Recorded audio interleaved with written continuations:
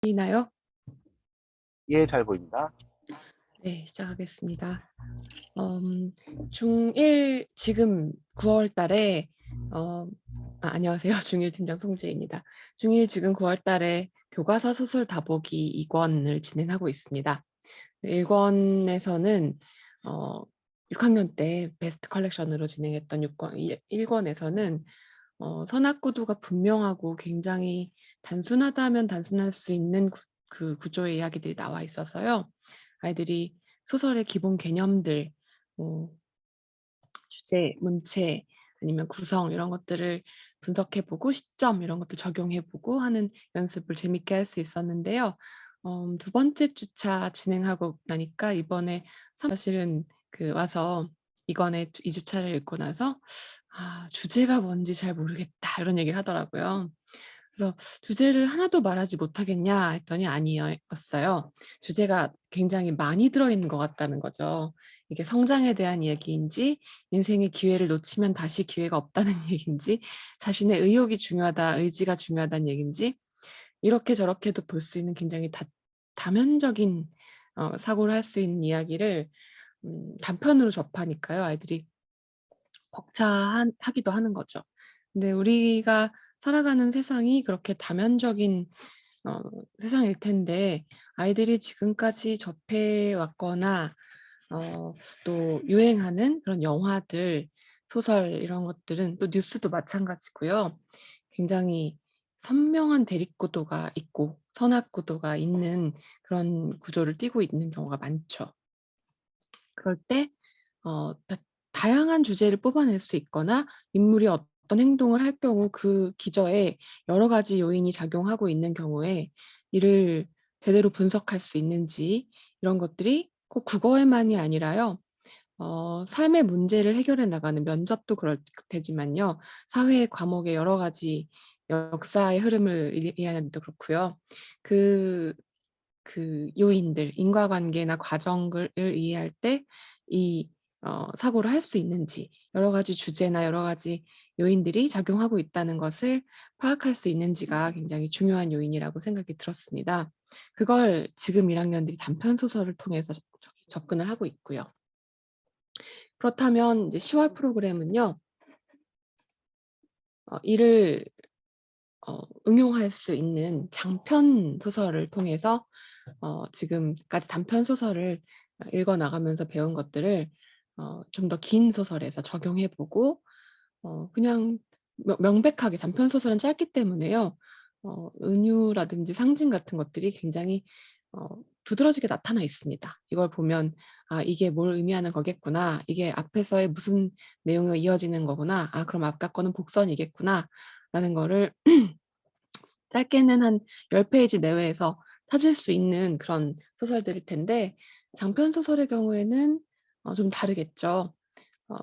긴 소설을 읽어 나가면서 다양한 인물들이 더 나오게 되고요. 그 인물들이 다들 갖는 역할이나 아니면 특성, 개성들이 있을 거고요. 그 개성이 얽혀서 어떤 일이 발생하는가, 그리고 그 사건은 무엇을 의미하는지 이런 것들을 어 긴 호흡 내에서 파악해야 되는데 그 점도 계속적으로 지속적으로 연습을 해 나가야 더 잘할 수 있는 요소라고 생각이 듭니다.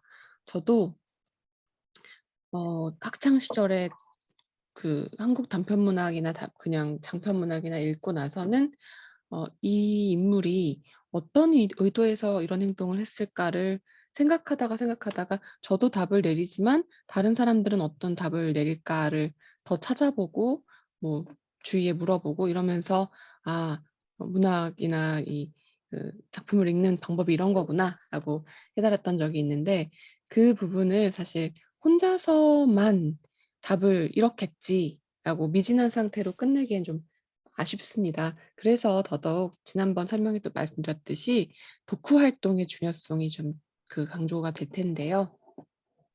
이번에는 그런 활동을 장편 소설로 단편으로 연습한 부분을 장편에서 한 번 더 연습할 수 있는 그런 기회를 가질 거고요. 작품들은 모두 국내와 해외에서 수상작으로 인정받은 것들을 골랐습니다. 출판사에서 굉장히 야심차게 출판사 이름을 건 상을 만들어서 1회 수상작으로 선정한 작품도 있고요. 해외에 그 네. 뉴베리상이라는 굉장히 저명한 수상작도 있고요.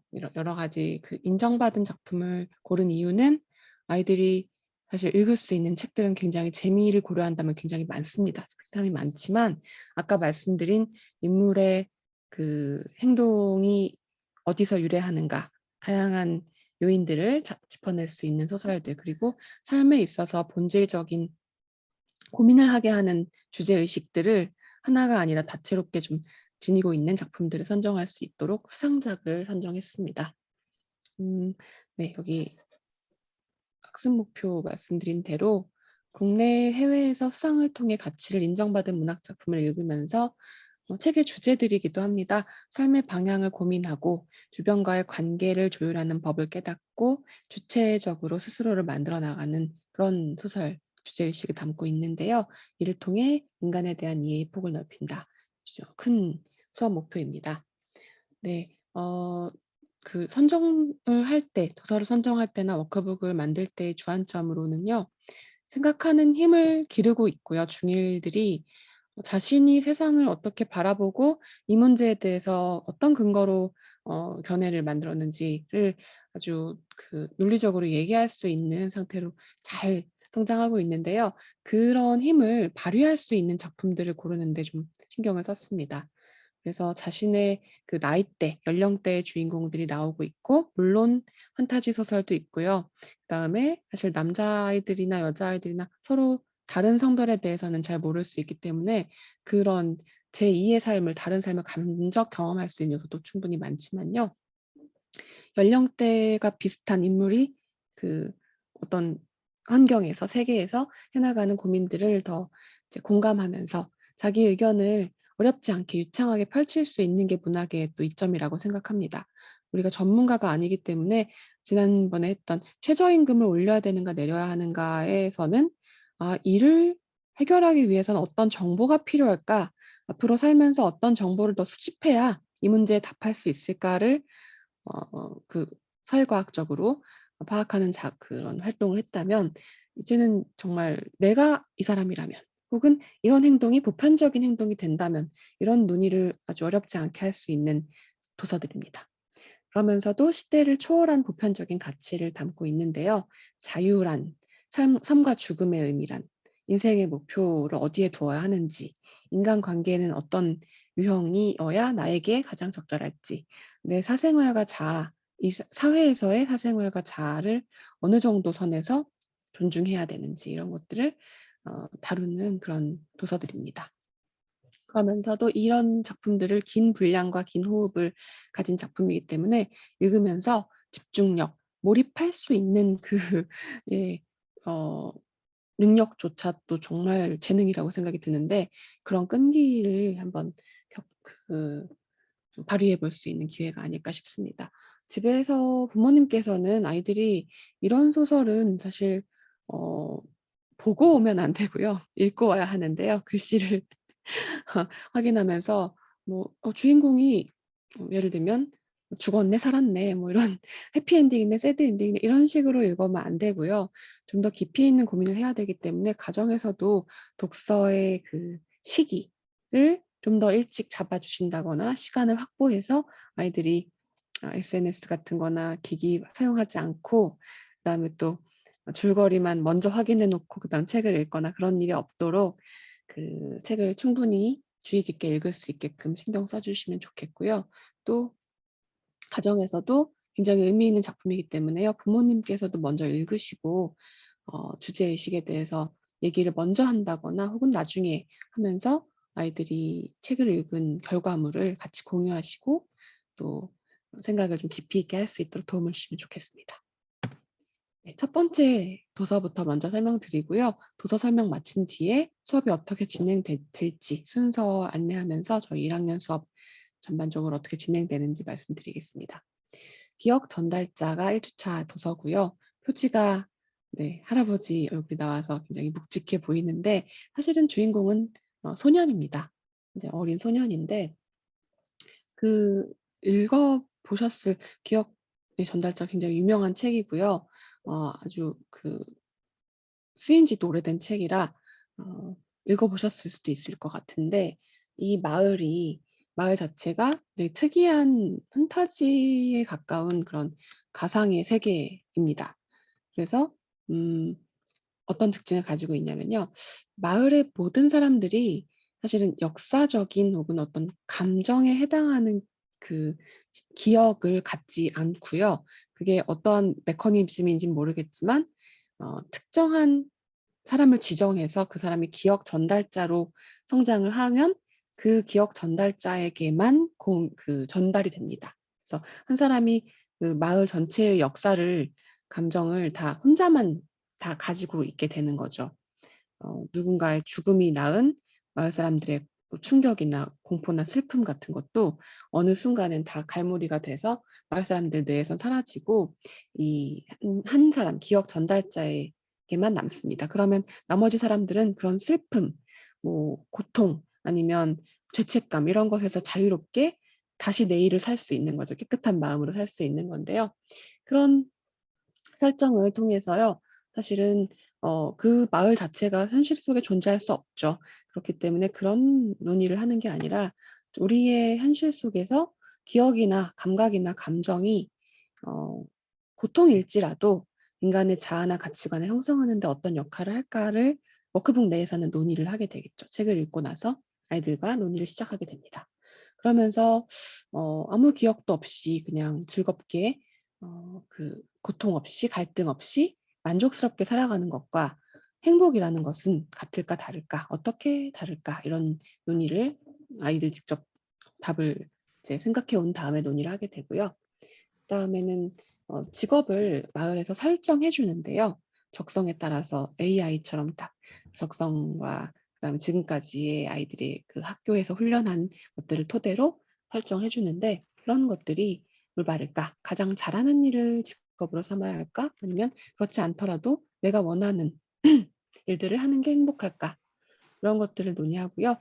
공동체의 역사를 기억하는 것이 우리의 미래의 삶에 어떤 역할을 할까? 또 공동체 전체를 위해서 소수 같은 그 기억 전달자가 희생을 하게 된다면 이것을 무너뜨릴 때는 어쨌든 전체 구성원에게 영향이 갈 텐데요. 부당한 제도라고 해도 그것을 한 사람이 자의적으로 무너뜨리는 것이 바람직할까? 이런 논의를 하면서 다양한 주제에 대해서 서로 생각을 정리해 보고 깊이 있게 키워보는 책입니다. 다음은 이주찬 리버보이라는 책인데요. 네. 리버보이는 간단히 말씀드리면 화가였던 할아버지가 몸이 안 좋아지시고 돌아가실 것을 예견하게 되는 상태에서 지금까지 할아버지는 어린 시절부터 화재 사고나 아니면 아내의 죽음 등 비극을 많이 겪어왔기 때문에 과거를 좀 외면한 채 살아왔습니다, 그 인물은. 근데 그 할아버지가 죽기 직전에 자신이 과거로부터 단절된 삶을 살았다는 것에 두려움이나 어떤 불만족을 느끼고 과거에 살았던 고향으로 돌아가서 자신이 그려오던 그림을 완성하려고 합니다. 삶을 완성하는 거죠. 이를 바라보는 손녀의 어 이야기입니다. 그래서 세대가 이어지고 내 삶이 과거와 미래가 이어지는 측면에서 삶을 완성한다는 것, 죽음을 행복하게 맞이할 수 있으려면 어떤 준비가 필요할지를 다루는 책입니다.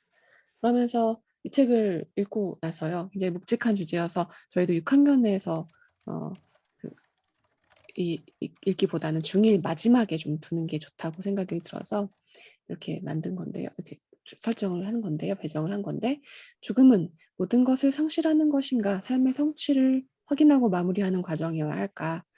후자겠죠. 후자여야 한다면 후자의 죽음을 맞이하려면 무엇을 어떻게 준비해야 될까? 그러기 위해 내가 내 과거를 어떻게 반성하거나 혹은 보완하면서 과거를 직시하는 태도를 가져야 하는 이유가 뭘까? 이런 생각을 하게 되고요.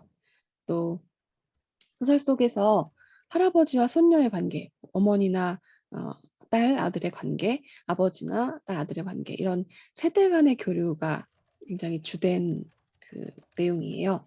그때 어 "윗세대와 나는 어떤 교류를 하고 어떤 가르침을 받고 있는가 이런 생각도 정리를 하게 되고요. 상실과 죽음을 받아들이는 엘리자베스 퀴블러 로스의 5단계 같은 얘기를 하면서 죽음을 받아들이는 데 있어서 분노나 부정, 충격 이런 게 자연스러운 그 기분이다, 감정이다 이런 것들을 아이들이 미리 좀 접해 볼 수 있는 그런 과정이고요. 또 궁극적으로는 내가 살아가고 싶은 삶은 어떤 삶인가를 얘기하게 됩니다. 3주차 도서는 시간을 파는 상점입니다. 네.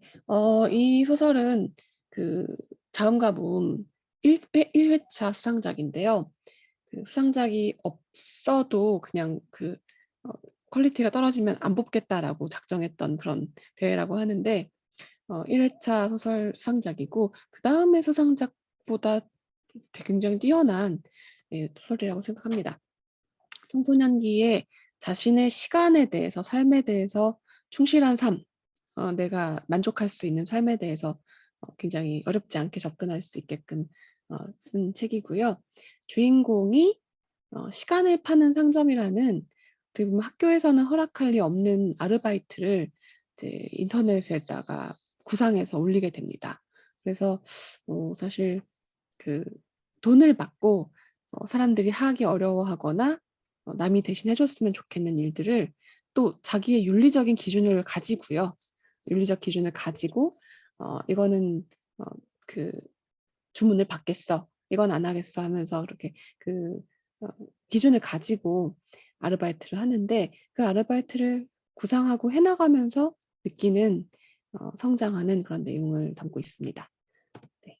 사람들은 상처받거나 불행하게 될 경우 왜 그런 고통을 일탈 행위로 표출할까? 왜냐하면 첫 번째 의뢰가 이제 반에서 일어난 도난 사건을 그 목격했는데 그 아이가 너무나 그 고통스러워해서 도난을 하면서도 도둑질을 하면서도 이 아이가 도둑질을 한 이유도 심상치 않은 것 같고 그리고 도둑질이 발각날 경우에 자존심이나 아니면 그 창피함 뭐 이런 것들 때문에 '아이가 좀 위험한 상태가 될 것 같다.'라는 우려 때문에 어떤 의뢰인이 이제 학교에 일어난 도난 사건에서 도난품을 어 다시 제자리에 돌려달라는 의뢰를 합니다. 그걸로 소설이 시작되는데요. 네 그러면서 다양한 사람들에 대한 인물에 대한 주제에 대한 논의가 가능해지는데요. 여기에 대해서 '고통을 왜 일탈 행위로 표현하는 걸까?' 여러분은 그런 생각을 한 적이 있는지 어떤 식으로 좀 도움을 받았으면 그렇게 일탈까지 가지 않았을지 어떻게 해결하는 것이 현명할지 그런 처벌과 교화 중에 무엇이 먼저일지 일탈 행위를 저지른 사람은 일종의 가해자인데 그 가해자를 배려하는 것은 바람직할지 등등을 얘기할 수 있습니다. 그러면서 주인공 온조가 공부로서는 사실 1 등이 아니고요. 사실 어른들이 하기를 바라지 않는 일들을 하고 있을 수도 있습니다. 그런데 어쨌든 일탈 행위를 저지른 사람들을 배려하는 것은 죄송합니다. 공부를 잘하는 해지가 오히려 온조를 동경하는 이유는 무엇일까? 삶에서 1 등이다. 아니면 내가 내 잠재력을 발휘하고 있다라는 기준은 1 등이다의 등수에 있을지 아니면 내 삶의 목표나 즐거움이나 행복이나 이런 것들을 내가 알고 있는지 어디에 있을까를 생각해 볼 수 있는 질문을 던지고 얘기를 같이 해 보게 됩니다. 자발적인 활동을 통해 성취감을 느끼는 것이 필요한 이유를 얘기하면서 마지막으로는 스텝에서도 글쓰기에서도 1년 동안 자신이 자신을 위해서 그리고 내 미래를 위해서 어떤 활동에 주력하고 싶을지 이걸 생각해 보고 글로도 쓰게 만들 겁니다. 네 그러면서 묵직한 주제지만 '내 시간과 노력을 언제나 금전적인 가치로 환산할 수 있을까? 그것의 부정적인 면, 그렇지 말아야 될 부분들은 언제일까? 그런 순간은 언제일까?'라는 얘기도 해 보면서 많은 논의를 하게 됐는데요. 자 다음은 체리새우 비밀 그립니다가 4 주차 책이고요. 학창 시절의 교우 관계에 대한 책입니다. 어 이런 책들이 많지만 그중에서도 주제 의식이 그 너무 유치하지 않게 표현된 책이라고 생각이 드는데요. 네. 진정한 우정이란 그다음 인간관계에서의 적절한 거리감에 대해서 그리고 내 삶의 주체성에 대해서 생각해 보는 순서고요. 어 스텝에서도 세부적으로 이런 질문들을 나누게 됩니다. 우리는 왜 친구를 사귈까? 그리고 좋은 친구란 무엇일까? 나는 좋은 친구인가? 친구를 사귈 때에도 자신은 어느 정도의 거리를 유지하고 싶어 하는지 얘기하면서요. 정답은 없겠지만 현 시기에 나의 교우 관계, 그다음에 나의 미래를 위한 나에게 집중하는 시간 이런 게 잘 조율되고 있는가를 얘기하면서 또 일상에서의 교우 관계의 문제점, 고민점 이런 것들 같이 얘기할 수 있고요. 또 나에 대한 부정적인 평가나 시선이 있다면 이에 대해 지나치게 구애받거나 상처받지 않을 수 있는 방법은 뭘까? 그러면서도 갈등을 해결해 나가면서 성장하는 것일 텐데 물론 해결 자체가 관계의 단절인 경우도 있습니다. 같이 화합하지 못하고 나에게 도움되지 않는 그 관계를 가려내는 것도 중요하겠지만 만약 문제가 있다면 이를 해결해 나가려고 노력하는 게 필요할 텐데 그것보다 먼저 쉽게 손절을 해 나가는 SNS 같은 걸로 빨리빨리 사귈 수 있으니까 친구를 일상에서 오랫동안 혹은 꾸준히 이제 노력해 가면서 사귈 필요가 없는 시대이기도 하거든요. 그럴 때 손절이라는 상황이나 유행어에 대해서 어떻게 생각하는지 토의로 진행할 수 있는 그런 활동까지 이루어집니다. 5 주차는 좀 심각한 주제를 다루고 있는데요. 트라우마에 대해서 트라우마를 겪는 사람들이 회복하는 과정에 대해서 그리고 사회적인 공감에 대해서 이야기하는 소설이고요. 유언이라는 소설입니다. 일단 화재 사건의 생존자인 주인공이 등장합니다. 등장하는데 그 화재 사건으로 언니는 이 아이를 살리고 죽었고요. 그리고 길 가던 어떤 아저씨가 화재가 났을 때 베란다에서 탈출하려고 뛰어내렸던 사실 뛰어내린 게 아니라 언니가 이 아이를 보호하다가 막판에 어쩔 수 없으니까 아저씨한테 받아 달라면서 던졌습니다. 이렇게 떨어뜨렸는데요. 그 아이를 받으면서 아저씨가 장애를 갖게 됩니다. 그래서 자신이 사실 목숨을 빚지고 있는 사람이 2 명인 거죠. 1 명은 죽은 언니고 1 명은 다친 아저씨인데요.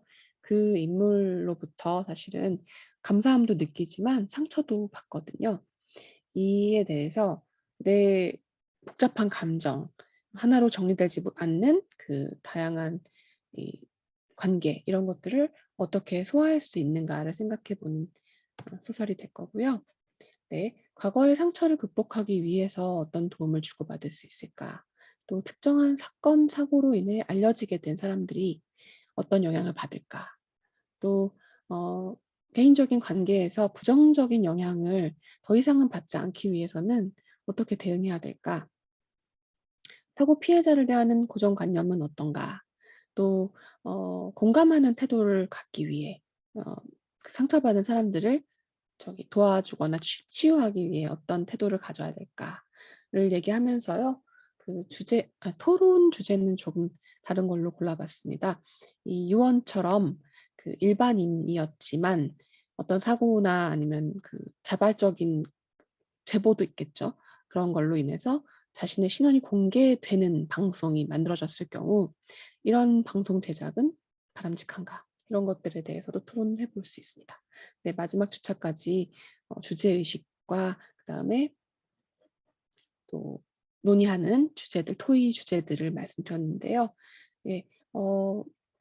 일상에서 사실 상상만 한다면 겪을 수도 있는 일들도 있는 만큼 아이들이 내가 아닌 다른 사람의 삶을 간접적으로 경험한다거나 그 속에서 그냥 선악구도에 따른 판단만이 아니라 다양한 요소들을 통합해서 이것이 옳고 그름을 떠나서 어 인과관계나 과정 그리고 대안을 찾는 과정 이런 과정에 또 주목해서 나라면 혹은 이것이 이 사회의 전반적인 경향이라면 어떤 영향을 주는가를 사실 살펴보고 답을 내려볼 수 있는 그런 시간이 되면 좋겠습니다.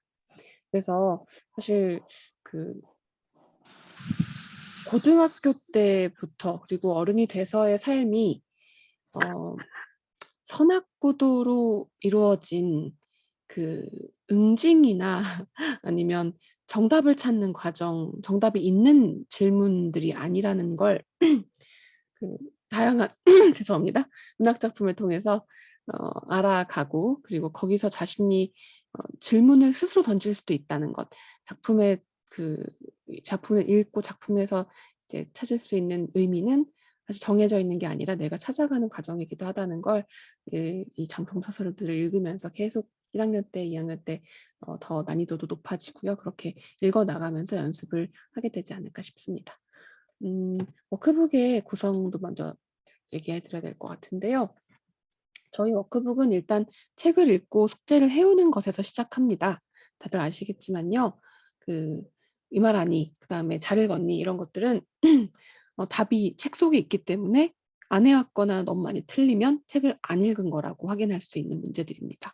그래서 그런 것들을 집에서 가정에서도 충분히 할 수 있는 시간을, 읽기부터 숙제까지 한 3 시간 정도는 확보를 해 주셔야 되고요.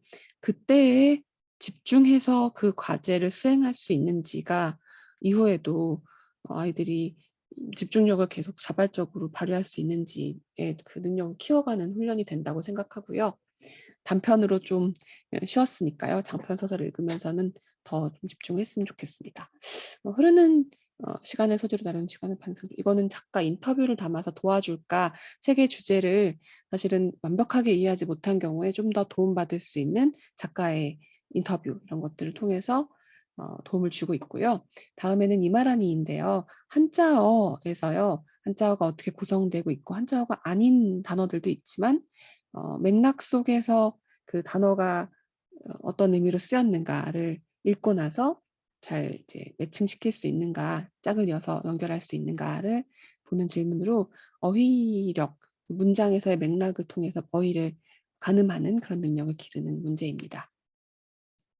그다음에는 2 번은 동음이의어인 수분, 이거 2 개를 넣어서 동음이의어 때문에, 사실은 동음이의어가 굉장히 많기 때문에 어휘에서 착각을 하기도 하고 실수가 나오기도 하는데, 동음이의어에 대해서 이번에는 얘기를 할 생각입니다. 원래 이번 문제에서는 전문어를 많이 다뤄서 생소하고 알지 못하는 전문어를 좀 알게 되는 기회를 삼는데, 이번엔 동음이의어를 다룰 예정입니다. 3 번은 매주 한자성어를 5 개씩 계속 누적해서 뜻을 찾고 어떤 뜻인지 설명하고, 네, 여기 보기와 잘 이어지는 게 뭔지를 선택하고 하는 과정을 통해서 배경 지식에 해당하죠. 사실 학교에서 딱히 한자 시간 말고 그 사자성어를, 한자성어를 어 따로 가르치진 않습니다. 그래서 계속 기본적으로 학생들이 스스로 채워 나가야 되는 지식인데요. 그걸 한 주에 5 개씩 이렇게 하고 있습니다. 잘 읽었니는 전부 문제를 가지고 왔습니다. 9개 정도의 문제가 주어지고요. 보시면 아시겠지만 뭐 그 형식은 굉장히 다양합니다. 번호를 고르는 것도 있고요. 구절을 찾아서 써와야 하는 것도 있기 때문에 이 구절이 어디에 있었는지를 사실 알아야 풀 수 있고 정확하게 찾을 수 있어야 되는데요. 그리고 뭐 이어서 연결을 짓기도 있고요. OX 문제도 있습니다. 이런 문제를 통해서, 이 문제는 사실 책을 읽으면 틀릴 수 없는 문제, 틀리면 안 되는 문제들이기 때문에 아까 말씀드렸듯이 독서 상황을 확인하는 문제로 활용이 됩니다. 이 부분 지나고 나면 스텝 문제가 1, 2, 3 인데요. 2, 3은 빼놓고 1만 가져왔습니다. 이 정도로 이렇게 주제를 논의로 이제 만들고 있다라는 말씀을 드리려고 갖고 왔는데, 책에서나 다른 도서나 다른 신문을 활용하기도 하지만 책에서 나왔던 내용이 주가 되는 제시문들을 주고 나서요. 거기에서 독자들이 뽑아낼 수 있는, 우리가 읽어 나가면서 찾아낼 수 있었던 주제들을 뽑아서요. 아까 말씀드린 주제 그 질문들이 이렇게 나오게 되죠. 무조건 다 이제 말해 보자가 아니라 이제 비교해 보자. 그다음에 생각해 볼 문제도 있지만, 그다음에 또 다른 경우에는 그냥 내용 확인이나 내용 정리에 해당하는 문제, 이런 것들을 내서 아이들이 다양한 유형의 문제, 면접 문제에 가까운 문제들에, 그다음 또 주관식 문제에 가까운 문제들에 적응할 수 있게끔 그렇게 하고 있습니다. 그러면서 이 주제로 수업 내에서는 한 문제당 한 5 분에서 길게는 뭐 10 분, 15분 정도의 소토의가 이루어지는데요. 이걸 가지고 토론이나 글쓰기로 또 논의가 또 심화되면서 얘기해 본 내용, 그다음에 써 봤고 아이들 이야기도 들어봤고 강사의 강의 정리 강의도 들어봤고 그런 것들을 종합해서 찬반 토론을 해 나가거나 아니면 글쓰기를 통해 자기 생각을 정말 표현해 보는 그런 시간으로 완성이 되는데요. 네. 토론해 봐 3 주차에서는 일탈 행위에 대해서 범인이 반성하고 있다면 그래서 뭐 도난품을 돌려줬거나 사과 편지 같은 게 있다라고 할 때 그래도 범인을 색출하는 것이 바람직할까 아닐까 이런 얘기를 토론으로 해 보게 됩니다. 네. 논술해봐는 아까 말씀드렸듯이 자신이 시간을 알차게 자신을 위해서 주체적으로 쓰고 있는지 그렇 그 시간을 더 알차게 1년 동안에 이건 지금 의뢰서를 쓰고 있는데요. 네. 시간을 파는 상점이 의뢰를 받아서 아르바이트를 하는 설정인 만큼 아이들이 직접 자기 자신에게 어떤 시간을 꾸려 나갈지에 대한 의뢰서를 꾸려서 좀 더 이제 2 학년, 3 학년 때의 중등을 계획해 볼 수 있는 시간을 만들 예정입니다. 이거 말고도 독서록을 쓴다거나 논설문을 쓴다거나 다양한 양식의 글을 서평을 쓴다거나 하는 다양한 양식의 글쓰기가 이루어지니까요. 궁금하시면 워크북을 아이들이 이제 받기 전에 한번 확인해 보시거나 하는 것도 가능할 것 같습니다. 네. 이렇게 저희 한 달 과정과 그다음에 각 수업의 구성 단계 설명드렸습니다. 들어 주셔서 감사합니다. 예, 바로 중위팀 이어서 진행하겠습니다.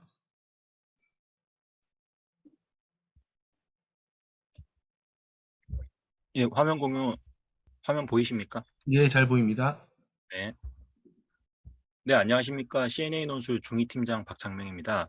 2022년 CNA 논술 중위 9월 설명회 시작하겠습니다. 저희 이번 10월 프로그램 워크북은 제목은 경제로 보는 우리 사회고요. 이제 교과 과정에 나오는 이제 경제 단원과 관련된 내용들을 취합해서 일단 첫 번째는 교과 과정과 연계된 경제 이론을 개괄적으로 이해하고 두 번째는 다양한 현실의 사례를 통해서 이제 경제와 내 삶의 연관성에 대해서 알아보는 시간을 가지려고 합니다.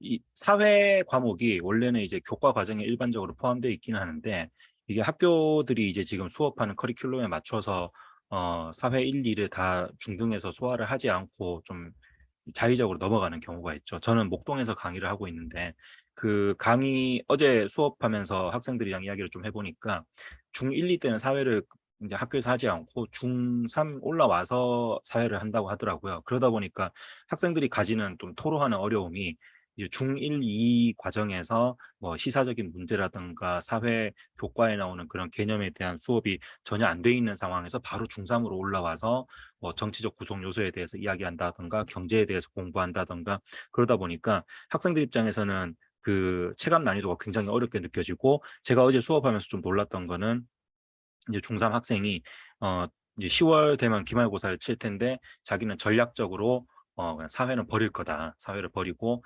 국영수하고 역사만 챙길 거다. 뭐 이렇게 이야기 좀 하더라고요. 그래서 이제 그 부분에서는 제가 학생을 좋게 타일렀습니다만은 이제 그런 이야기 들을 때마다 생각을 하게 되는 게 이제 교과 과정에서 좀 이렇게 자의적으로 커리큘럼을 이제 선택하게 되면은 학생들이 이런 부분에서 피해를 보게 되는구나. 그래서 저희 학원 커리큘럼에서 뭐 사회라든가 윤리라든가 이런 부분에 대해서 좀 더 그 일반 교육 현장에서 놓치고 있는 부분을 학생들이 좀 배경 지식도 좀 쌓고 그다음에 그 부분이 단순히 교과서에서 읽을 수 있는 기계적인 내용이 아니라 현재 자신의 삶 그리고 앞으로 더 나아가서 미래의 어떤 건강한 사회인으로 성장하는데 필수 요소로 작용하는 것을 좀 깨닫게 해야 되겠다. 이런 좀 문제의식을 가지게 됐습니다. 그래서 저희 이번에 워크북에서도 이런 경제 부분에 대해서 학생들이 기본적인 이론을 충실히 이해하고 또 그 내용을 바탕으로 이런 경제 이론 내지는 개념들이 자신이 나중에 경제 활동을 하는데 어떻게 직간접적으로 작용할 수 있는가 이런 부분을 좀 이해할 수 있도록 도와주는 것을 목표로 하고 있습니다. 그래서 교과 연계 목차는 이제 중등사회 부분에서 뭐 경제생활과 선택, 그다음에 시장 경제와 가격, 그다음에 국민 경제와 국제거래 요 세 부분을 중심으로 이제 경제 기본 이념을 배우고 그다음에 뭐 국내 총생산이라든가 뭐 국제 거래라든가 이런 개념들이 실제 우리 사회에서 어떻게 실현되는가 이런 부분들을 같이 이야기하는 데 중점을 맞추고 있고요. 1주차와 2주차의 책은 이 거짓말로 배우는 10대들의 경제학이라는 책을 2주에 걸쳐서 공부를 하게 됩니다.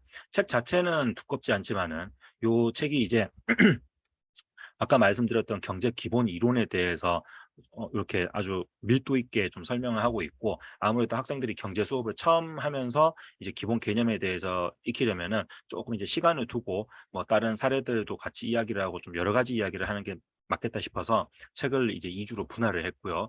책의 구성은 이제 그 경제학에서 고전적인 이 자유주의 경제학을 지지하는 화자가 나오고, 그 반대편에는 이제 정부의 개입이라든가 뭐 복지라든가 분배를 중시하는 이제 수정주의 경제학 적 관점에서 또 화자가 나와서 이제 경제에서 다루는 기본 개념에 대해서 두 관점이 서로 대립하면서 이야기를 나누는 그런 좀 구성으로 돼 있어요. 그래서 학생들이 경제를 배우는 과정에서 이제 경제 배우는 과정에서 이제 배우는 사람들이 흔히 저지를 수 있는 실수가 뭐 자유주의냐 수정주의냐 요 두 중에서 하나를 취사 선택하게 되다 보니까 한쪽에만 매몰되는, 그래서 실제 우리 사회에서 일어나고 있는 여러 경제 이슈들에 대해서 굉장히 좀 편향적인 시각을 가지게 되는 문제가 있는데, 그래서 그런 부분들을 이제 양자 간의 그 논의와 논쟁을 통해서 좀 균형적인 시선을 잡을 수 있는 그런 기회가 되는 책이고요. 그래서 1주차에서는 일단 첫 번째, 인간이 경제적인 관점에서 어떤 자원을 선택할 때 어떤 기준을 가지고 선택을 하게 되는가, 그리고 우리가 어떤 선택을 했을 때 놓치게 되는 비용이란 개념은 무엇일까, 이 부분을 알아보면서 이제 학생들이 어떤 차후에 어떤 경제적인 선택을 할 때 기회 비용을 견주어 보면서 이제 합리적 선택을 할 수 있는 기본 메커니즘에 대해서 한번 알아보려고 합니다. 그리고 두 번째는 뭐 방금 말씀드렸던 그 합리적 선택이라는 게 뭐 이론적으로는 이제 인간이 이 기회 비용들을 견주면서 그 안에서 기회 비용을 최소화할 수 있고 자신의 이익을 극대화할 수 있는 합리적 선택을 하게 된다라고 쓰여져 있지만은, 현실 사회에서 우리가 맞닥뜨리는 선택의 순간들이, 그리고 그때 제공되는 어떤 환경적 요인들에 의해서 과연 우리가 정말 순수하게 합리적 선택이라는 걸 할 수 있는가. 우리는 어떻게 보면은 그 환경적 요인에 의해서 주어진 선택지에서 단순히 선택을 할 수 있는 어 위치일 뿐인데, 우리가 합리적 선택을 한다고 스스로를 이렇게 자기 합리화하는 게 아닐까, 이런 개념에 대해서 한번 알아보고요. 그다음에 세 번째는 이제 시장 경제에서 정부가 할 수 있는 역할이 어떤 것들이 있는가, 그리고 정부가 해야 되는 역할들은 어떤 게 있는가, 이렇게 정부가 할 수 있는 일들에 대해서 알아보고, 그리고 경제 질서를 안정적으로 유지하기 위해서 정부가 어떤 바람직한 역할을 해야 되는지, 이 부분에 대해서 한번 알아보려고 합니다. 그리고 마지막으로 수업 내용을 총괄해서 토론은 이제 명품 브랜드 소비라는 것이 이제 사회적으로 경제적으로 긍정적인 영향을 주게 되는 건지 아니면 부정적인 영향을 주게 되는 건지, 그것을 합리적인 이제 명품 브랜드 소비로 인해서 얻게 되는 직간접적인 이익과 그다음에 이를 위해서 지출해야 되는 지출 비용 그리고 기회 비용을 따져봤을 때 이런 명품 소비를 합리적 선택이라고 할 수 있는가에 대해서 찬반 토론을 하게 되고요. 그다음에 논술 부분은 그런 바람직한 정부의 역할과 관련해서 이제 누진 벌금 제도 를 이미 유럽 쪽에서는 광범위하게 시행을 하고 있죠. 그래서 누진 벌금 제도를 한국에서 시행을 하게 된다면은 그것이 이제 바람직한 사회적 영향을 끼칠 수 있을 것인지에 대해서 자신의 의견을 논술하는 시간을 갖습니다. 2주차에서는 이제 거짓말로 배우는 10대들의 경제학 후반부를 다룰 거고요. 이제 첫 번째 부분에서는 생산 능력, GDP와 국민 생활 수준의 관계를 한번 알아보려고 합니다. 그래서 정부에서 흔히 이제 국가 경제 발전의 지표에 대해서 실제로 활용하고 또 국민들에게 홍보를 하는 죄송합니다. 국민들에게 홍보를 할 때 쓰이는 것이 이 생산 능력 내지는 GDP인데요.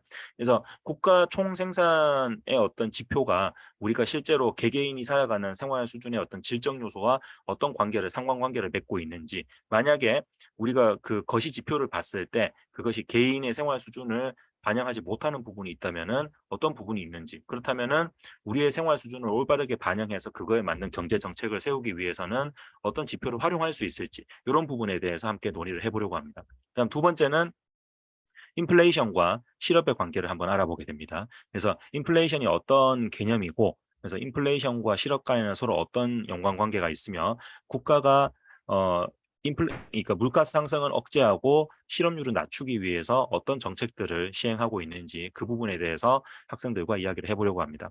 세 번째는 조금 이제 현실 사안을 좀 반영해서 이야기를 하려고 했고요. 이제 코로나19와 같은 조금 비상 상황, 뭐 극단적인 상황 내지는 비상 상황이라고 할 수 있는데 이런 상황에서 경제 안정을 위해서 정부가 일반적으로 하는 정책 외에 어떤 추가 정책을 시행할 수 있으며 그리고 현재 우리 정부에서 시행하는 여러 가지 정책들을 바탕으로 이것이 어떤 효과를 불러올 수 있고 장기적으로 유지를 해야 되는지 아니면은 좀 다른 방향으로 바꿔야 되는지 학생들의 생각을 한번 물어보면서 논의를 해보려고 합니다.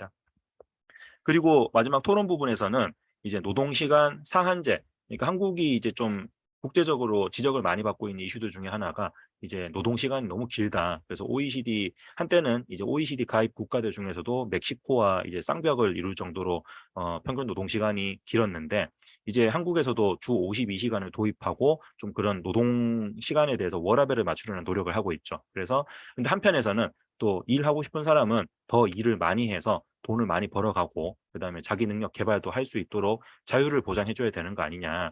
노동시간 상한제를 걸어서 우리가 뭐 생산력이라든가 경쟁력에서 손해를 보게 되면은 그 사회적 손실을 책임질 수 있느냐 뭐 이런 반대 의견도 나오고 있죠.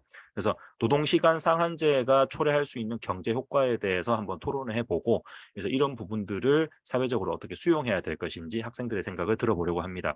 그리고 마지막 다섯 번째는 이제 물가 제시문이 있어요. 물가 안정을 위해서 우유 가격 억제를 위해서 정부가 이러이러한 정책을 시행했다. 그런데 낙농업계에서는 그 정부의 정책이 이 낙농업계 종사자들에게 이익을 담보하지 못한다. 뭐 이렇게 반발하는 이런 사례문이 있습니다. 그래서 그 사례문을 바탕으로 해서 이제 정부가 거시적인 차원에서 물가 안정을 위해서 개입을 했을 때 개별 종사자들이 손해를 보게 된다면은 그 부분에 대해서 우리가 어떻게 판단을 해야 될까? 그래서 이 부분에 대한 학생들의 생각을 논술을 하면서 마무리를 지으려고 합니다. 3주차는 이제 3주차, 4주차의 책은 1, 2주차에서 배웠던 이제 거시 경제 이론을 바탕으로 해서 현재 우리 사회에 큰 영향을 끼치고 있는 사례들을 조금 이야기를 해보려고 합니다. 그래서 3주차에서는 국제 거래와 환율 좀 아는 10대라는 요 책을 선정했고요.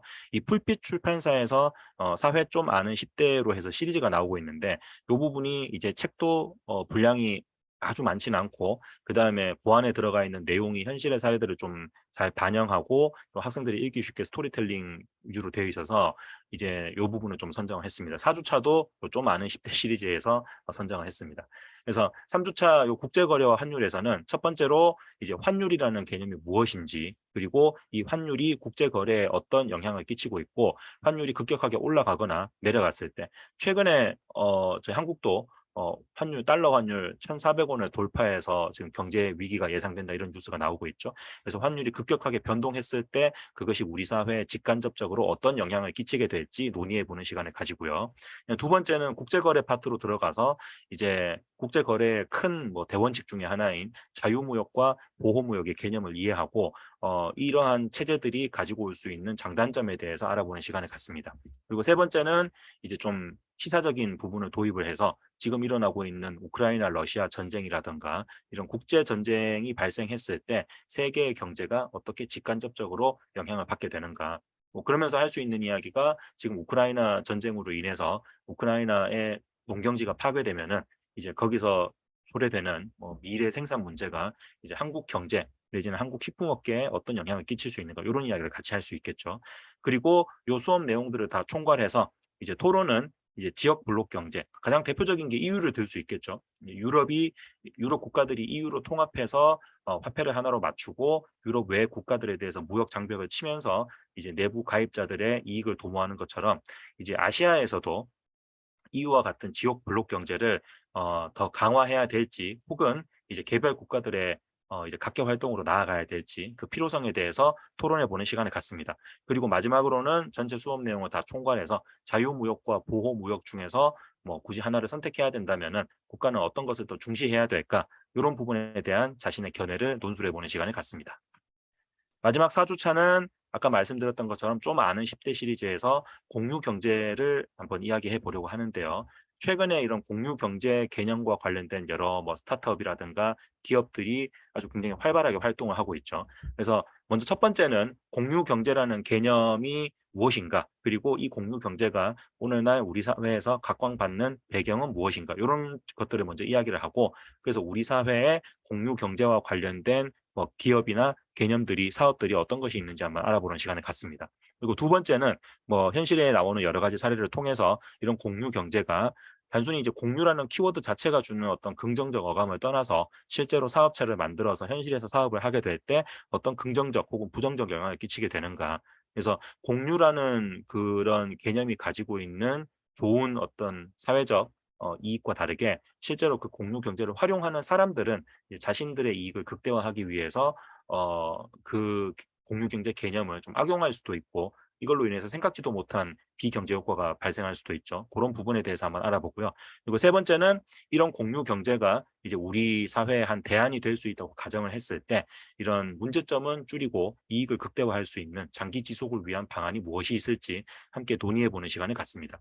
그리고 네 번째에서는 이제 찬반 토론은 아니고, 이제 저희 현재 우리 사회에서 시행되고 있는 공유 자전거 따릉이 사업 있죠. 서울에서 진행되는. 그래서 그 따릉이 사업에 대해서 이 공유 자전거 사업이 가지고 있는 장단점을 한번 짚어보고, 그런 단점을 해결하기 위한 실질적인 정책이 무엇이 있는지 발전 방안에 대해서 토의해보는 시간을 가지려고 합니다. 그리고 마지막으로는 전체 내용을 총괄해서 이제 상생과 협력을 기반으로 하는 이 공유사회 경제가 앞으로 어떻게 발전해 나가야 할지 학생들의 의견을 요약해서 논술해 보는 시간을 가지면서 경제 커리큘럼을 마무리하려고 합니다. 그래서 이 전반부는 이렇게 이제 10월 경제 커리큘럼의 어떤 구성 방안과 학습 목표에 대해서 설명해 드렸고요. 그다음에 후반부는 이제 앞에서 중일 팀장님께서 말씀해 주신 그 워크북 소개 부분을 좀 더 학습 목표와 함께 좀 더 디테일하게 좀 설명드리는 시간을 가져보려고 합니다. 저희 워크북은 크게 한 4파트 정도로 나뉠 수 있는데요. 어휘, 그다음에 독해, 그다음에 생각 나누기, 그리고 토론과 논술, 이런 식으로 나눌 수 있습니다. 어휘 문제가 사실 저희 강사들도 수업을 하면서 굉장히 문제의식을 많이 가지고 있는 부분이기도 하고, 또 부모님들께서도 상담을 하실 때 이런 부분이 지금 학생들이 이제 학습을 잘 안 하고 있는 것 같다라고 우려를 많이 표하시는 부분도 있는데, 이제 더 큰 문제는 학생들이 자신의 어휘력에 대해서 문제의식을 가지고 이거를 좀 고쳐나가야 되겠다라는 그런 의식을 자발적으로 가지지 못하는 게 근본적인 문제기는 하죠. 그래서 수업에서 보여주는 학생들의 그 어휘력에는 크게 두 가지가 있는데, 첫 번째는 이제 한자어를 중심으로 하는 필요 개념어가 굉장히 숙지도가 낮은 상태이다. 뭐 아시다시피 한글 어휘의 대부분은 한 70%, 80% 이상이 한자어로 되어 있고, 그중에서 특히 이제 공부를 하면서 좀 알아야 하는 그런 필수 개념어들이 대체로 한자 개념어가 되어 있는 경우가 많은데, 그런 부분을 학생들이 이제 거의 모르는 경우가 많기 때문에 수업에서 뭐 숙제 내용을 학생들이 문장을 쓰거나 아니면은 그 숙제해온 내용을 발표를 하려고 할 때도 자기가 머릿속에는 이렇게 어중간한 개념으로 들어가 있는데 그 부분을 어휘로 어떻게 구체화를 시킬 것인가, 그리고 그것을 어떻게 조리 있게 발표를 할 것인가, 이거를 잘 안 되는 경우가 있어서 학생들도 어느 정도 이제 학원 시스템에 익숙해지고 이제 발표에 대한 욕구가 생기고 이럴 때 굉장히 당사자들이 곤혹스러워하는 경우가 많습니다. 그리고 두 번째는 이제 그런 문장 쓰기라든가 어휘에 대해서 학원 수업을 통해서 배웠다고 하더라도 뭐 쉽게 말씀드리면 학원 문 열고 나가면은 바깥에서는 안 쓰는 거죠. 응용에 대한 경험을 쌓지 않다 보니까, 그러니까 나중에 책 검사 같은 걸 할 때 학생들 한 명 한 명 불러가지고 이렇게 책 검사 내지는 첨삭을 하면서 이 부분에 어휘는 이제 알맞지 않은데, 적합하지 않은데 어떤 어휘로 바꿔야 될 것 같니? 라고 이제 충분하게 좀 텀을 주고 시간을 주고 물어보면은 학생들이 한참 생각하다가 아, 혹시 이 단어로 바꾸는 게 맞지 않을까요? 라고 이야기를 하죠. 근데 그게 이제 실제로 우리가 대화를 하거나 발표를 하거나 할 때는 그렇게 단어 하나하나마다 뭐 몇 초 내지는 몇 분씩 생각할 수 있는 시간이 주어지는 게 아니기 때문에 빨리빨리 자기 머릿속에 있는 그 어휘적 지식을 끄집어내야 되는데, 그게 잘 안 돼서 머릿속에 가지고 있는 지식을 능수능란하게 활용하지 못하는 그런 문제가 있죠. 그래서 저희 그 어휘 부분은 이제 이만하니라고 소제목이 붙어 있는데, 일단은 선정 도서 내에서 학생들의 지적 수준에 맞는 주요 개념어들을 숙지를 시키고, 그다음에 그 부분을 예문을 만들어서 수업 내에서 발표를 하게 합니다. 그래서 이제 학생들이 단순히 어휘를 알고 있다 해서 끝이는 게 아니라 그걸 문장으로 잘 풀어낼 수 있는가, 적합한 그 문법 체계에 맞게 표현을 할 수 있는가, 이 부분을 확인을 하면서 이제 응용할 수 있는 경험을 쌓게 하고, 그 다음에 별도로 수업 내용과 관련된 한자성어가 있을 때 그 한자성어를 좀 익히게 해서 학생들의 어휘적 그 수준과 그 다음에 이제 응용 능력을 향상시키는 것을 목표로 하고 있습니다. 그래서 이제 이말라니의 문제 패턴은 보통 이렇게 세 가지로 나오는데요. 첫 번째는 1번 문제는 이제 선정 도서를 이제 강사들이 함께 보면서 요 나이대 친구들이 요런 단어 정도는 정확히 알고 갔으면 좋겠다라고 선별한 5가지의 단어를 이렇게 뜻을 알려주고 끝나는 게 아니라 그 밑에 예시문을 같이 한번 써보게 하면서 문장을 쓰게 하고요.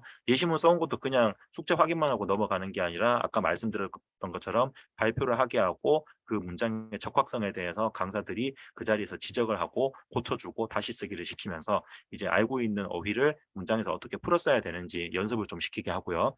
그 다음에 두 번째 문제는 역시 학생들이 알아야 될 개념인데 이제 일상생활에서는 잘 쓰지 않고 좀 적게 쓰고 이제 그렇지만은 책에 있는 내용을 표현하는 데는 필요한 좀 전문 지식어에 가까운 말들을 이런 부분들은 이제 학생들이 그 예시 문장으로 만들려고 했을 때 굉장히 어려움을 표하는 부분이 있기 때문에 이 부분은 이제 줄긋기 문제로 내고 그 다음에 수업을 하면서 이제 학생들한테 이제 뭐 질문을 계속하면서 아까 우리 설명했던 요 지금 상황에 걸맞는 개념어가 아까 우리가 이야기했던 2번의 문제 중에서 어떤 게 있을까 이런 식으로 학생들한테 그 어휘의 기억을 계속 되살리게 하면서 좀 장기 기억으로 끌고 가도록 하고 있고요. 그다음 세 번째는 선정 도서에 나와 있는 특정 상황이나 특정 구문과 맞는 한자성어를 저희가 찾아서 한 5개 정도를 뜻을 알고 역시 예시문을 같이 만들어 보면서 이제 학생들이 단순히 어휘뿐만 아니라 한자성어와 관련해서 문장의 패턴을 어떻게 다양하게 쓸 수 있는지 그 부분을 지도하려고 하고 있습니다. 그리고 두 번째는 이제 독해 부분인데 이제 저희 학원에 이제 학생을 보내주시는 부모님들께서 좀 고민을 하시는 부분이 첫째는 학생들이 뭐 유튜브라든가 넷플릭스라든가 여러 가지 대한 매체가 많다 보니까 책을 잘 안 읽게 된다. 일단은 절대적 독서량의 부족에 대해서 말씀하시는 부분이 있고요. 그다음에 조금 저희 학원에 들어와서 수업을 하다가 다시 상담을 하게 되면은 이제 부모님들께서 말씀하시는 부분이 일단은 이제 저희 학원에서 매주 책을 한 권씩 읽히고 있으니까 뭐 그러면 한 달에 4권에서 5권을 읽게 되겠죠. 그러면은 어느 정도 책은 여러 가지 분야에서 꾸준히 읽고 있는 것 같다. 다만 여기서 이제 문제가 되는 게 학생이 책을 제대로 똑바로 읽고 있는지 확인이 좀 힘들다. 왜냐면은 부모님들이 그 책의 목차나 내용을 이렇게 보셨을 때 이 책은 우리 친구 수준이면은 한 2시간에서 3시간은 읽어야 이 내용이 좀 이해가 될 텐데 막상 숙제하는 거를 뒤에서 이렇게 지켜보시면은 학생은 30분에서 1시간 만에 책을 다 읽어버리고 숙제를 후루룩 한 다음에 나는 다 했다고 이러면서 다 읽었다고 이러면서 뛰어나가는 경우가 좀 있다고 말씀을 하십니다. 물론 모든 경우가 그렇진 않지만 근데 또 학생들이 이제 중1, 2, 3 정도 되면은 이제 자아가 성장하고 그 말인즉슨 부모님을 비롯한 타인의 간섭을 굉장히 좀 귀찮아하는 성향이 생기고 사춘기에 본격적으로 들어가다 보니까 부모님들이 그런 부분에서 학생들과 일일이 대립각을 세우는 거를 좀 부담스러워하시는 분들이 많죠. 그래서 저희 수업에서 그런 정동 여부를 좀 확인을 하기 위해서 독해와 관련된 문제를 또 내고 그거를 수업에서 반드시 진행을 하고 넘어가도록 돼 있는데요. 일단은 뭐 서술형 문제 및 객관식 문제들을 통해서 학생들이 이제 기승전결 전 파트에 걸쳐서 주요 개념을 확실하게 숙지를 잘 하고 있는가.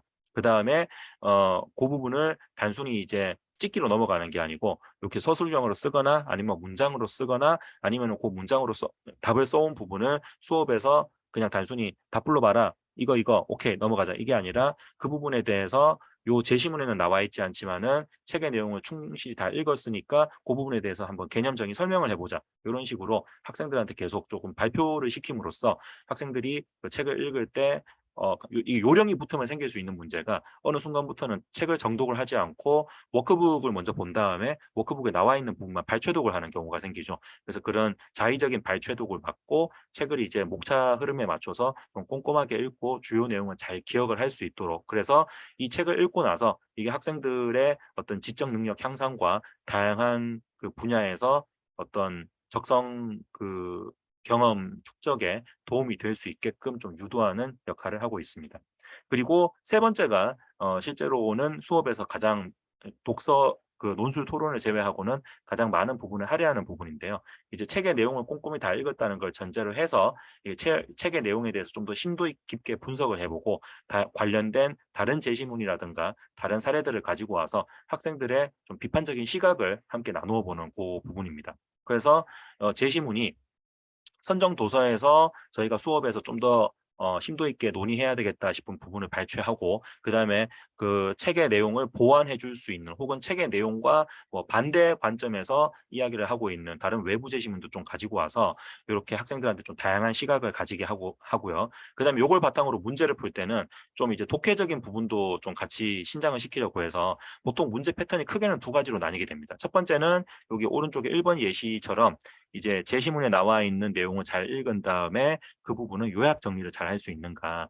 그래서 지금 예시 같은 경우는 자유무역과 보호무역의 이제 특징에 대해서 쭉 설명하는 부분인데 요 제시문을 읽고 나서 자유무역과 보호무역이라는 체제를 왜 이런 체제를 만드는가, 어떤 주체가 시행하는가, 시행할 수 있는 구체적인 방법은 무엇인가 이런 부분들을 책의 내용에서 잘 뽑아서 요약 정리할 수 있게 확인을 시키고 있고요. 그 다음에 두 번째, 세 번째 문제 같은 경우는 이제 그 1번에서 요약 정리한 내용을 바탕으로 해서 이제 다른 외부 제시문과 관련해서 이제 뭐 맥락을 설명하게 하거나 아니면 학생들이 그 제시문에 나와 있는 논점에 대해서 찬성 혹은 반대하는 의견이 있다면은 이 부분도 마찬가지로 학생이 숙지해온 내용을 그냥 체크하고 넘어가는 게 아니라 뭐 찬성하는 부분에 대해서는 자기는 어떤 부분에 동의를 하기 때문에 찬성한다.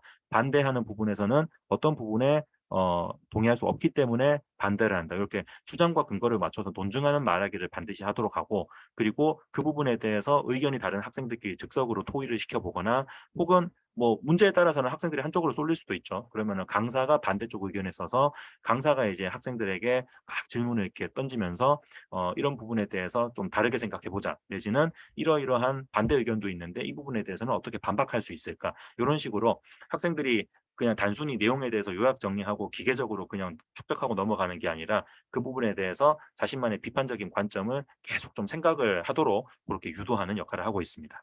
그래서 이런 식으로 학생들의 생각을 이끌어내면서 또 필기 같은 경우는 저희가 이렇게 좀 작성을 하도록 지도를 하고 있고요. 이 친구 같은 경우는 1번 요 문제는 굉장히 본인도 잘 썼고 그다음에 자기가 좀 부족한 부분에 대해서 요 발표도 그 보완 필기도 굉장히 잘한 거고요. 2번 같은 경우는 저희가 이제 학생들이 좀 이렇게 어려워하는 경우가 그래프나 표 같은 게 나왔을 때 이 부분을 제시문과 연결해서 어떻게 해석을 할 수 있는가 그 부분에 대해 좀 어려워하는 학생들이 있습니다. 그래서 이 친구 같은 경우는 이번 문제는 원래는 학생이 한 2줄 정도 적었는데 그게 이제 자기가 좀 해석을 잘못했다는 것을 본인도 알고 있어서 이제 수업을 하면서 자기가 썼던 내용을 다 지우고 이제 저희 가이드에 맞춰가지고 본인이 한번 해석해 본 거, 그 다음에 강사가 이렇게 가이드 해준 거를 다시 이렇게 요약 정리를 해놓은 부분입니다. 그래서 일단 그 학생들이 쓰기를 할 때 저희가 좀 우려하는 거는 학생들이 단순히 어떤 특정 단어나 아니면은 구문 단위로 완성된 문장으로 쓰는 게 아니라 그냥 답을 이렇게 툭툭툭툭 던지듯이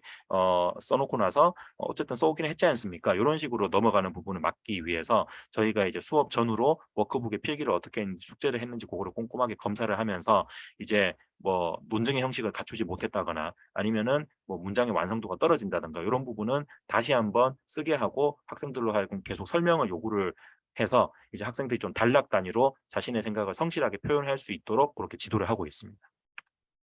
그리고 마지막으로 이제 토론 논술에 대해서 말씀을 드리면은 기본적으로 저희 학원의 토론은 이제 세다 토론이라고 해서 원래는 이제 미국의 대학에서 이제 학생들이 이제 팀을 나눠서 찬반 토론을 하면서 자신의 이제 논증 비판 능력을 향상시키는 그 시스템을 도입해서 쓰고 있는데요.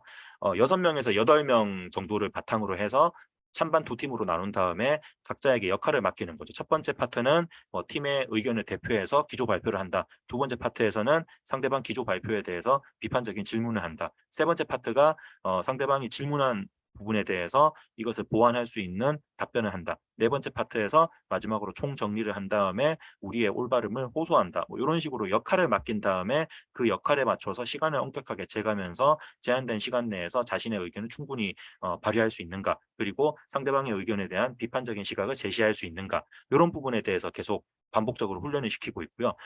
그래서 기본적으로는 그 수업에서 이야기했던 내용들에 천착을 해서 그 부분에서 찬반 내용을 가지고 올 수 있는 이슈를 가지고 와서 토론을 하고 있습니다. 다만 뭐 글쓰기에서도 말씀드리겠지만은 최근에 학교에서 뭐 수행평가라든가 다양한 교과후 활동이 이루어지고 있는데 거기서 좀 학생들의 말하기 글쓰기 능력을 요구하는 경우가 많죠. 근데 학교에서는 단순히 찬반 토론적인 그런 부분만 요구를 하는 게 아니라 토의라든가 발표라든가 때로는 뭐 이기고 지고를 떠나서 학생들이 그냥 팀을 맞춰서 적극적으로 참여를 유도하는 굉장히 다양한 형식의 참여, 말하기, 글쓰기 능력을 요구를 하고 있기 때문에 저희도 그런 부분을 좀 반영해서 필요에 따라서는 굳이 찬반 토론보다는 토의를 통해서 자유롭게 자신의 생각을 쭉 이렇게 조리 있게 이야기하게 하는 부분. 그 다음에 어떤 경우는 저희 요번 경제에서는 없지만은 다른 커리큘럼에서는 학생들끼리 조를 나누어서 뭐 프레젠테이션이라든가 발표 기획서를 써서 그것을 앞에 나와서 발표하게 하고 학생들이 돌아가면서 비판적으로 평가를 하게 한다든가 이런 좀 다양한 형식을 도입을 해서 학생들이 기본적으로 논증과 비판의 그 실력을 쌓으면서 동시에 다양한 말하기 경험을 좀 할 수 있도록 그렇게 하고 있고요.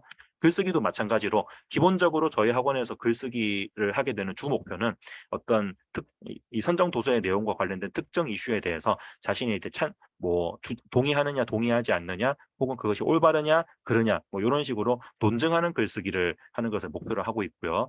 이제 학교에서 시행되는 여러 가지 글쓰기 부분을 도입해서 이번에는 사회 경제다 보니까 좀 논술과 관련된 글이 많고 나머지 뭐 문학을 하거나 예술을 하거나 이런 다른 커리큘럼을 할 때는 뭐 문학의 경우에는 뭐 결말 다시 쓰기를 해본다든가 후속편 쓰기를 해본다든가 혹은 이제 뭐 내신과 관련해서 뭐 관점을 바꾸었을 때 어떤 변화가 생길 수 있을지 그거를 반영해서 써보자. 뭐 예술의 경우에는 뭐 제시문에 선정 도서에 나와 있는 한 가지 그림을 골라서 그거를 학생들한테 큐레이션하는 것처럼 뭐 소개하고 분석 비평해보는 글을 써보자. 좀 이런 식의 다양한 그 커리큘럼에 맞는 다양한 글쓰기 방법을 도입해서 학생들이 일단은 꾸준히 글을 쓰면서 자신의 글에서 부족한 부분이 어떤 부분인지 좀 알게 하고 그리고 그 학생들이 글 쓴 부분을 강사가 1대1로 대면 첨삭을 하면서 이제 어휘 부분부터 문장 맞춤법 체계 그리고 전체적인 글 쓰는 논리에 이르기까지 다양한 부분을 학생들이랑 좀 밀착 지도를 하면서 학생들이 스스로의 부족한 부분을 그 자리에서 깨닫고 이 부분을 어떻게